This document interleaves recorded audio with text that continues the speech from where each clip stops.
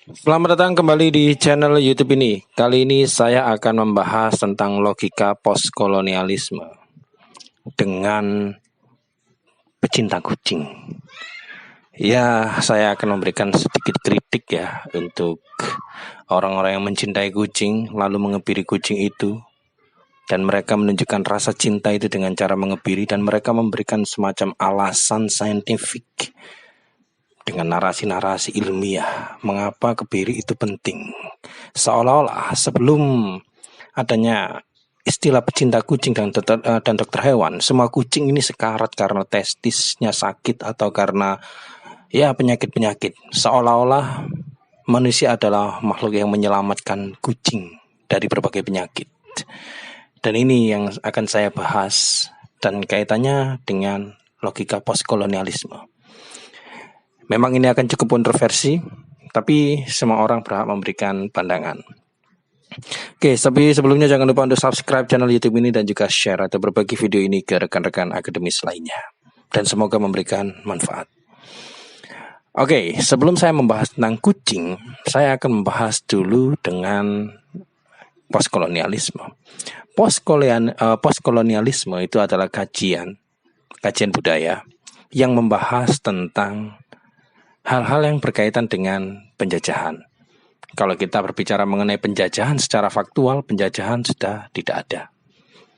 Tapi masalahnya, apa yang diberikan oleh catatan sejarah penjajahan itu bukanlah perampokan atau perampasan sumber daya alam dan pembunuhan atau pembantaian atau eksploitasi manusia dan lain sebagainya itu. Itu adalah hal yang paling kecil yang menjadi konsekuensi dari penjajahan. Yang menjadi dampak yang paling utama, yang paling kerasa dari penjajahan itu adalah noda hitam yang tidak akan bisa dihapuskan.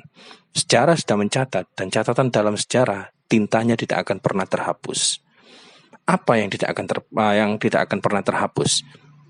Konsekuensi psikologis dari penjajahan. Apa yang paling dirampas atau dirampok dari penjajahan itu adalah narasi.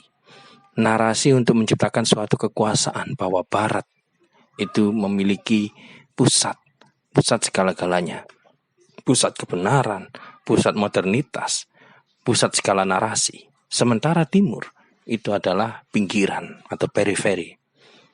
Istilahnya Barat adalah pusat, Timur adalah pinggiran. Jadi mentalitas inferior yang terjadi di negara-negara yang non Eropa Barat itu terjadi karena penjajahan. Makanya jangan kaget, dalam kajian postkolonial yang dibahas itu adalah mengenai dampak-dampaknya. Tapi bukan hanya berbicara mengenai dampak-dampaknya, karena istilah post sendiri itu adalah melampaui. Kita tidak bisa mengubah sejarah karena itu fakta yang sudah terjadi, fakta yang dulu terjadi dan tidak akan pernah berubah dan tidak akan pernah terhapuskan. Tapi bukan berarti kita itu menerima bahwa diri kita itu inferior selamanya. Memang penjajahan itu memberikan dampak inferioritas pada mentalitas orang-orang Timur, orang-orang dunia ketiga. Tapi istilah post yang menunjukkan bahwa itu melampaui, artinya kita bisa menciptakan suatu kekacauan atau perlawanan dari polaritas itu, dari polaritas antara Timur dan Barat tersebut. Misalnya kalau dalam kajian Homika Bhabha itu ya, misalnya identitas orang Timur itu selalu dianalogikan sebagai identitas yang inferior, selalu mencoba untuk meniru apa yang dilakukan oleh Barat, apa yang dipakai oleh orang Barat, apa yang dimakan oleh orang Barat, apa yang digunakan bahasanya oleh orang Barat dan lain sebagainya. Orang-orang Timur memang cenderung memiliki kebanggaan jika meniru sikap-sikap orang Barat.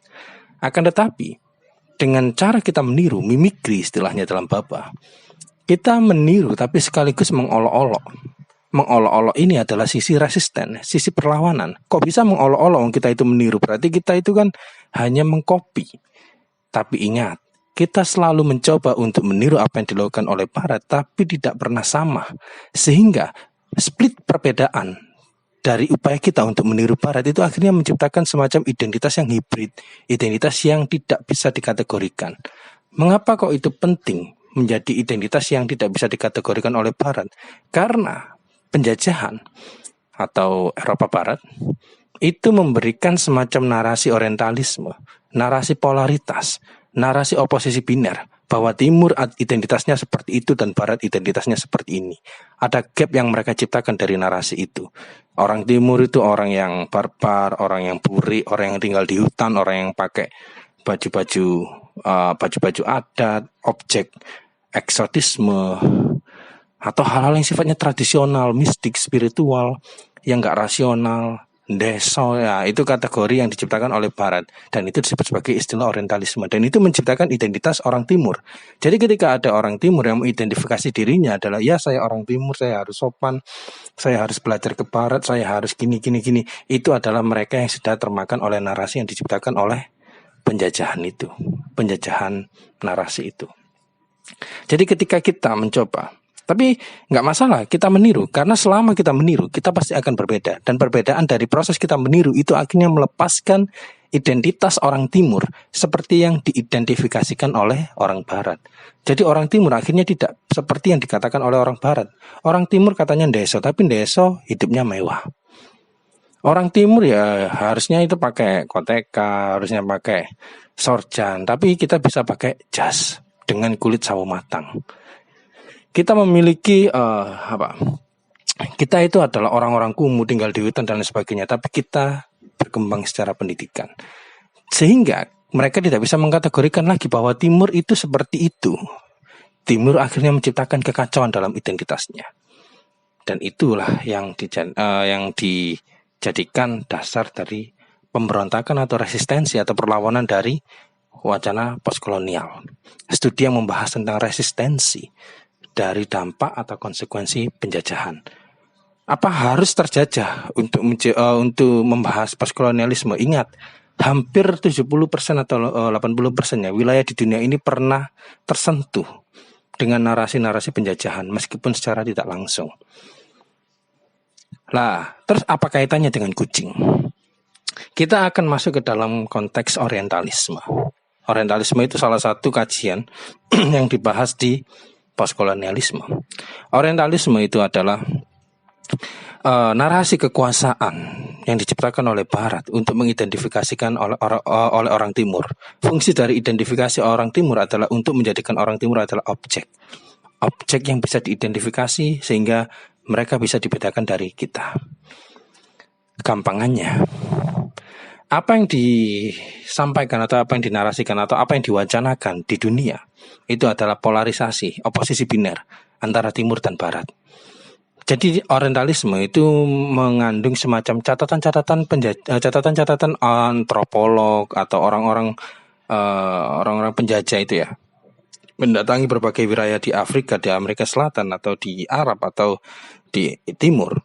Mereka menarasikan bahwa orang Arab itu tukang kawin, suka tarian ular, suka pakai sorban, hidupnya gini. Mereka mencatat itu semua. Orang Timur, orang di Borneo itu tinggal di hutan, orangnya itu seperti ini dan lain sebagainya. Orang Papua itu orangnya hidup di tengah hutan, pakai koteka, makanya sagu dan lain sebagainya, kulitnya eksotis dan lain sebagainya. Mereka mencatat itu semua dan dijadikan sebagai suatu studi. Dan ketika mereka menjadikan itu studi, kemudian mereka menyebarkan pemahaman mereka dari perspektifnya mereka tentang orang-orang yang mereka catat itu. Dan akhirnya muncul istilah oposisi biner antara ya orang-orang Timur itu pakai koteka, hidupnya tradisional, orang Barat itu hidupnya modern. Orang Timur itu kalau sakit itu ke dukun, kalau orang Barat itu ke dokter. Orang Timur itu kalau sakit itu pakai jamu, orang Barat itu pakai obat kimia. Orang Timur itu kalau misalnya melakukan perjalanan itu pakai kereta, kuda, orang Barat itu pakai mobil dan lain sebagainya. Sehingga ada semacam standarisasi bagaimana cara hidup, bagaimana cara berkehidupan, apa definisi modernitas yang diciptakan oleh Barat, sehingga orang-orang yang di luar Eropa Barat atau dunia Barat itu atau dunia pertama itu harus mengikuti itu. Siapa yang menciptakan kategori antara manusia liar yang ada di orang-orang Timur itu? Yang menciptakan narasi bahwa orang Timur, orang Afrika, orang Amerika Selatan itu orangnya barbar, orangnya liar, hidupnya di hutan dan lain sebagainya. Itu adalah Barat yang menciptakan narasi itu. Padahal perbedaan cara hidup, perbedaan cara pandang itu adalah sah. Karena setiap masyarakat itu memiliki topografi sendiri, memiliki wilayah geografi sendiri, memiliki kondisi sumber daya alam sendiri, sehingga menciptakan kebudayaan yang berbeda-beda. Kalau misalnya di Papua itu semuanya itu selalu 4 musim, selalu turun salju dan sebagainya, saya yakin kebudayaan mereka tidak akan pakai koteka. Dan saya juga akan sangat yakin jika di Eropa itu penuh dengan gurun pasir, wilayahnya panas dan lain sebagainya, mereka pasti akan pakai sorban dan lain sebagainya. Jadi mereka memaksakan, dalam tanda kutip ya, memaksakan dengan cara menginternalisasi pikiran-pikiran orang bahwa hidup modern itu seperti yang dipikirkan oleh orang Barat. Kalau tidak berarti hidupmu liar. Hidup yang sehat itu seperti yang dipikirkan oleh orang Barat. Kalau nggak seperti orang Barat, kamu nggak sehat. Hidup itu harus seperti orang Barat. Kalau nggak kayak orang Barat ya berarti kamu nggak berpendidikan. Caramu sekolah itu salah. Yang benar itu seperti yang dilakukan oleh orang Barat. Lah, kaitannya dengan pecinta kucing itu apa? Inti dari orientalisme itu tadi itu adalah ada normalisasi, ada standarisasi, ada polarisasi, ada penciptaan oposisi biner antara yang liar dan yang tidak liar. Itu diciptakan untuk kekuasaan dari pihak yang menarasikan. Sekarang pertanyaannya seperti ini. Mengapa ada kategori kucing liar sama kucing tidak liar? Sebelum kedatangan manusia, kucing semuanya pasti liar.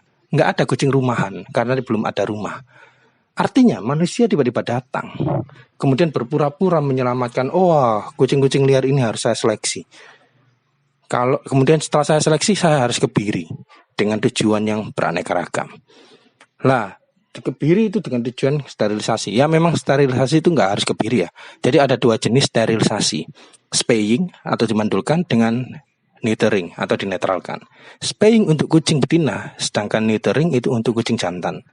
Spaying bertujuan untuk menghilangkan ovari kucing betina. Pembedahan terjadi di dalam sehingga proses penyembuhan lebih lama ketimbang neutering otomatis. Biayanya juga lebih mahal. Sementara neutering itu lebih sederhana karena pembedahan terjadi di luar, tujuannya untuk menghilangkan testis kucing jantan agar tidak subur lagi. Prosedur spaying maupun neutering harus dilakukan oleh dokter hewan, layaknya prosedur medis lainnya. Sebelumnya, dokter akan mengecek kelayakan kondisi kucing. Kalau dianggap layak, kucing mesti puasa dulu minimal 6 jam sebelum hari operasi. Lalu prosedur medis akan dilakukan dari bius, pembedahan hingga pemulihan. Sejumlah dokter hewan menyarankan agar proses sterilisasi kucing dilakukan setelah vaksin tahap kedua diberikan. Alasannya, probabilitas daya tahan tubuh kucing sudah lebih baik. Serangan virus dan bakteri bisa lebih diminimalisasi ketika tindakan medis terjadi. Jadi manfaat dari sterilisasi ini ya, banyak orang yang enggan memandulkan kucing peliharaan mereka, padahal prosedurnya aman karena ditangani oleh dokter hewan.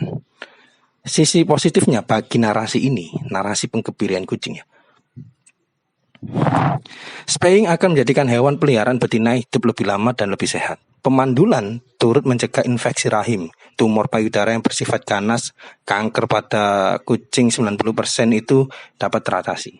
Sementara sterilisasi hewan peliharaan jantan bisa mencegah kanker testis dan beberapa masalah prostat. Ada pula manfaat dari sisi perilaku si kucing. Kucing betina tidak akan mengalami birahi, jadi nafsu seksnya itu hilang.